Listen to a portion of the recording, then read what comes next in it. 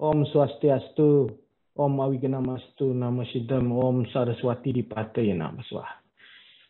Para pandita sane sampun meraga suci, sane wang yang titiang sucikan para pinandita, Ketua Umum Pengurus Harian Parisada Hindu Dharma Pusat, Bapak Majen Purnawirawan Wisnu Bawatanaya, Bapak Ketua Umum Prajaniti, Pak KS Arsana, Bapak Ardana, Bapak Ketua Umum Dharma Duta PHD Pusat, Pak Made Awanita, para senior, sesepuh, pinisepuh, tokoh-tokoh umat, sedharma yang saya muliakan, dan Dharma Duta yang juga saya banggakan.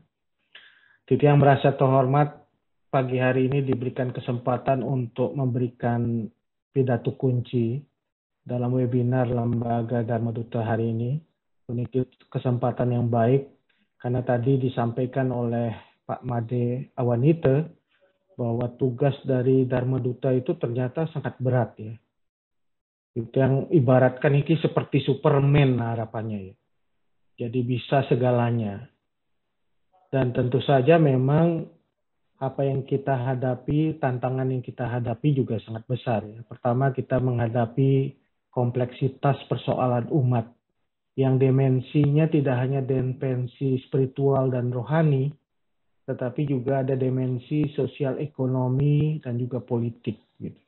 Ini perlu kita sadari bersama bahwa persoalan keumatan kita tidak satu dimensi, tapi multidimensi.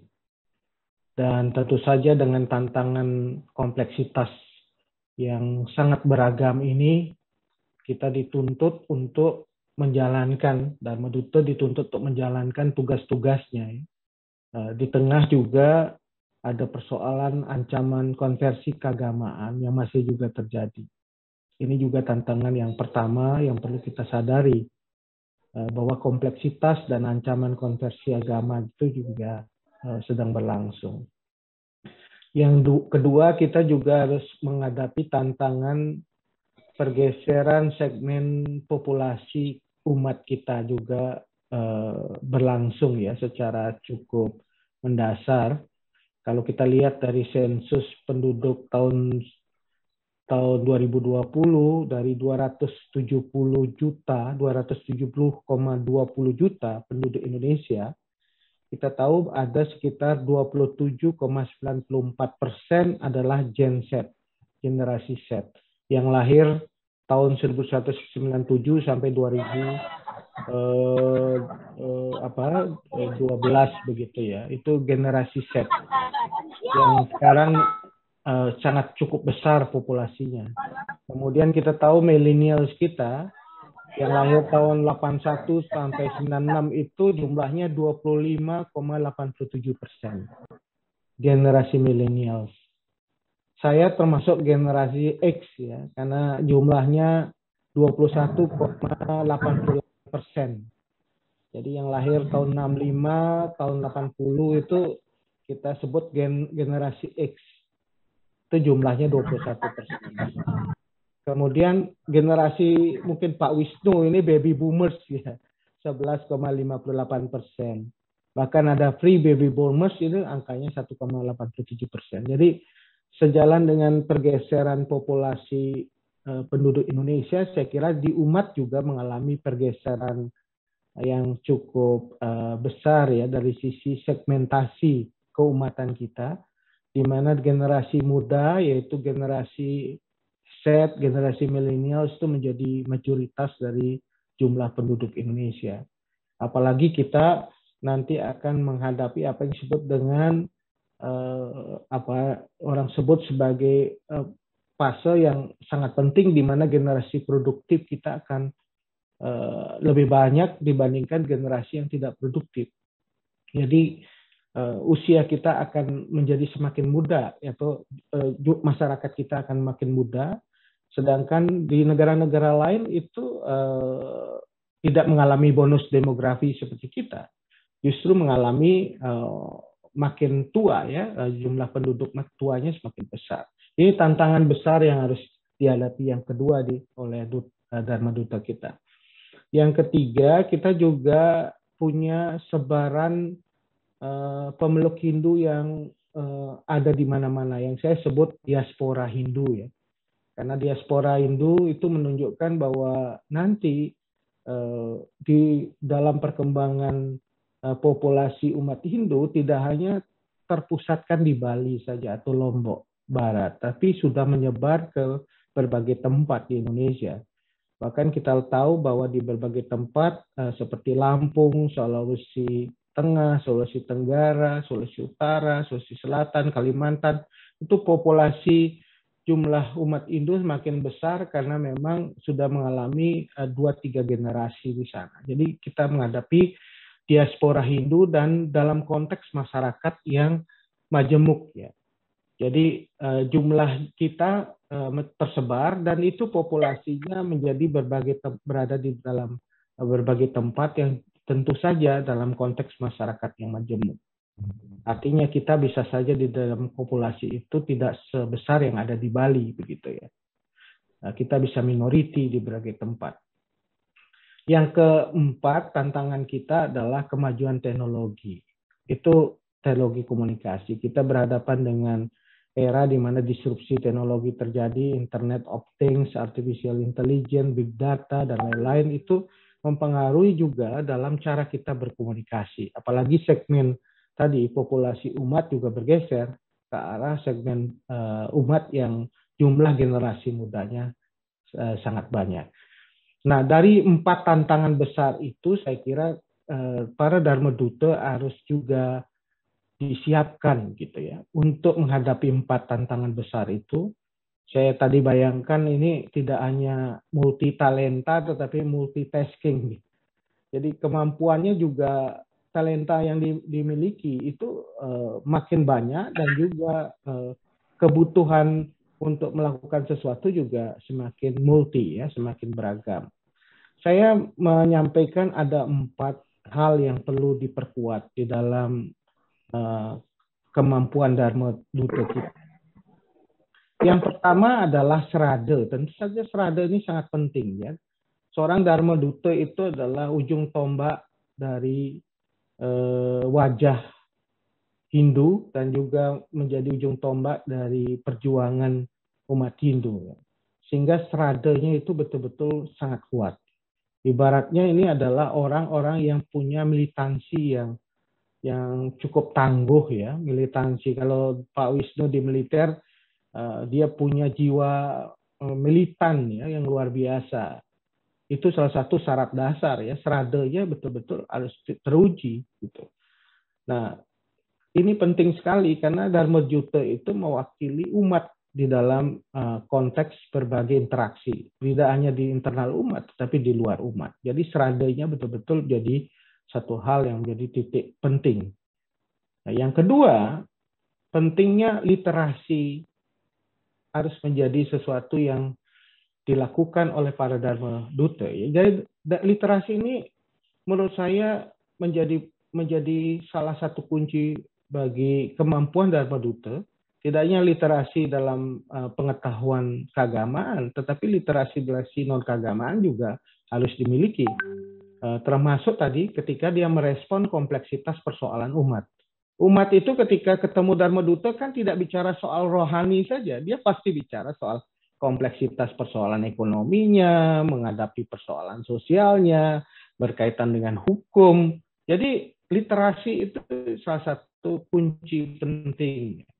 Dan ini menjadi mudah di era Internet of Things sekarang ini karena Dharma Duta bisa belajar dari siapa saja, kapan saja, di mana saja, karena bisa memperluas kemampuan kita untuk pengetahuan kita dalam mengatasi berbagai persoalan keumatan. Jadi sekarang era yang sangat mudah bagi kita untuk belajar. Jadi kemampuan kita untuk belajar itu jadi sangat penting. Nah, yang ketiga menurut saya yang perlu dimiliki oleh Dharma Duta adalah skill-skill dasar seperti advokasi dan penguatan umat di tingkat basis. Skill-skill dasar ini menurut saya bukan hanya skill untuk berkomunikasi. Skill komunikasi pasti ya, karena Dharma Duta akan menyampaikan siar, menyampaikan Dharma Wacana dan lain-lain. Melakukan Dharma Tula dan Tentu saja ini punya kemampuan skill komunikasi yang baik. Tapi tidak cukup dengan skill komunikasi, karena Dharma Duta harus juga dibekali oleh kemampuan teknik dasar advokasi dan penguatan umat di basis. Pengorganisasian itu penting sekali. Karena kita berhadapan dengan umat yang diaspora menyebar di mana-mana.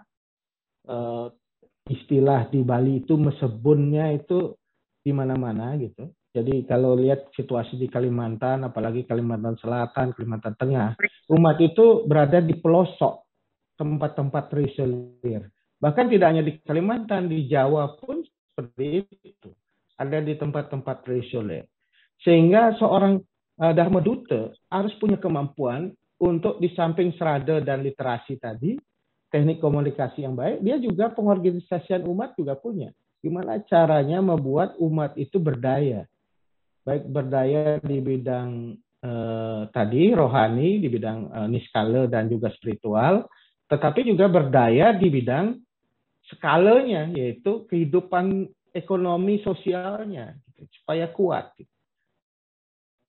Nah, ini artinya ya tentu menarik juga di beberapa strategi yang dilakukan oleh umat-umat lain, pengembangan teknologi pertanian sederhana, tepat guna, itu justru dikuasai oleh pastor atau dikuasai oleh ulama gitu. Atau kewirausahaan sosial itu ternyata orang-orang yang menjadi ustadz atau menjadi misionaris atau zending itu juga menguasai teknik-teknik untuk mendapatkan sumber kehidupan. Nah, itu menarik sekali ya, strategi yang dipakai oleh Dharma Duta agama lain ya, dari misionaris atau kan dakwah itu juga melakukan apa yang disebut dengan dakwah yang bersifat amal usaha ya. Seperti Muhammadiyah itu sebagai perbandingan, dia tidak hanya bergerak di bidang penguatan masjid saja, tetapi pendidikan dia masuk kesehatan.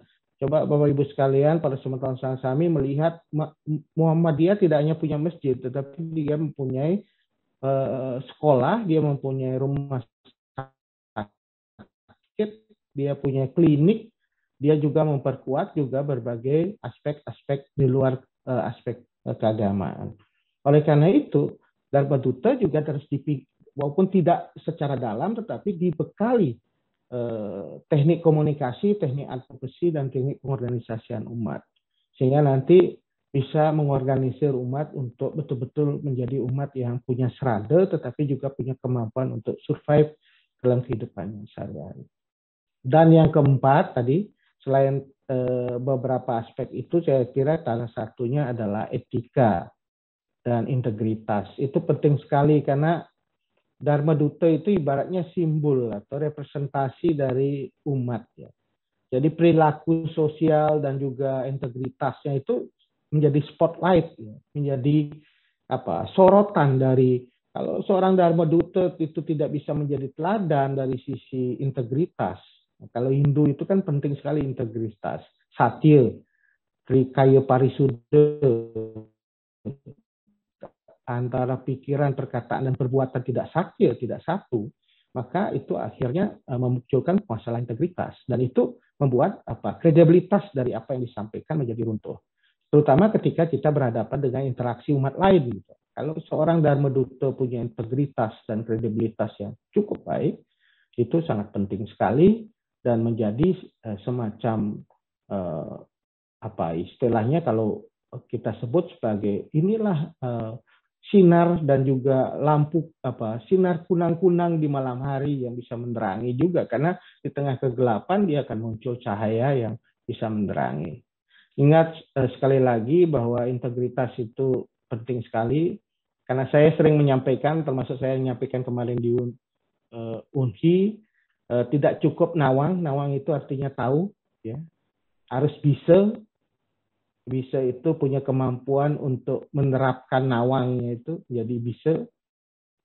Kemudian yang juga sangat tidak kalah pentingnya, tidak cukup dengan bisa, harus sampai kepada patut dan pantas gitu.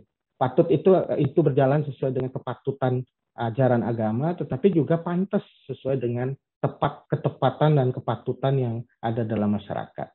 Sehingga kita tidak hanya berhenti dengan jenana wiweka, tetapi juga sampai pada wicaksana. Itu penting sekali.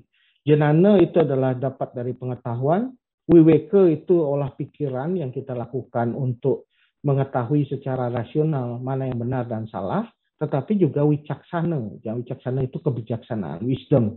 Saya kira dengan kearifan seperti itu, umat Hindu akan menjadi contoh teladan terdepan di dalam interaksi antar umat beragama, apalagi sekarang kita bicara moderasi beragama.